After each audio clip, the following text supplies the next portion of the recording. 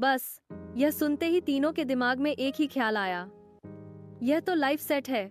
अगले दिन सुबह तीनों अपने एडवेंचर के लिए तैयार हो गए।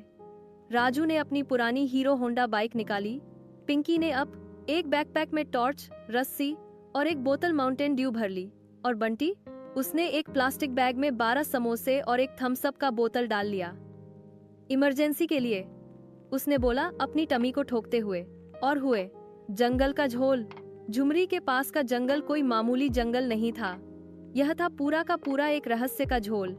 बड़े बड़े पेड़, जहां से सूरज की रोशनी भी छुप छुप के आती थी।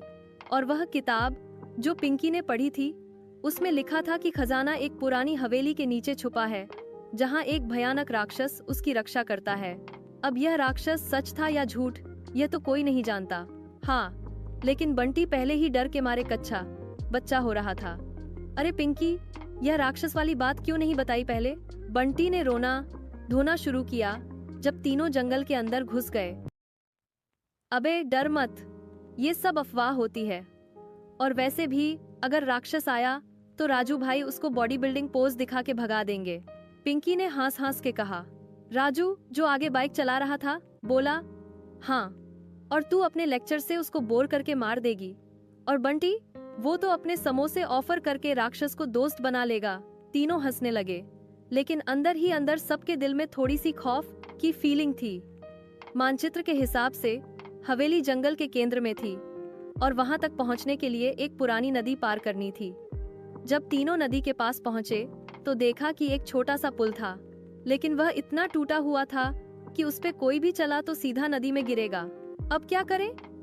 बंटी ने अपना सर खाते हुए पूछा। पिंकी ने अपना बैकपैक खोला और रस्सी निकाली। अरे सिंपल है, हम रस्सी से झूलेंगे, टार्जन स्टाइल।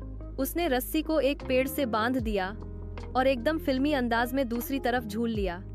राजू ने भी कोशिश की और हीरो बनने के चक्कर में थोड़ी सी टक्कर खाई, लेकिन दूसरी तरफ पहुंच गया।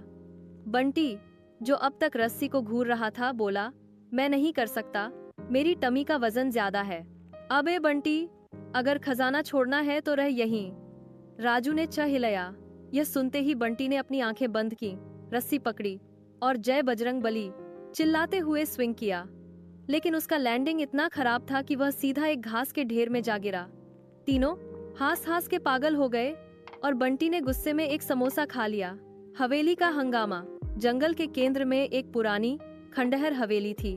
दीवारें टूटी हुई, खिड़कियों पे जले और दरवाजे से अजीब बीसी आवाज आ रही थी, जैसे कोई भूत फिल्मों का बैकग्राउंड संगीत बजा रहा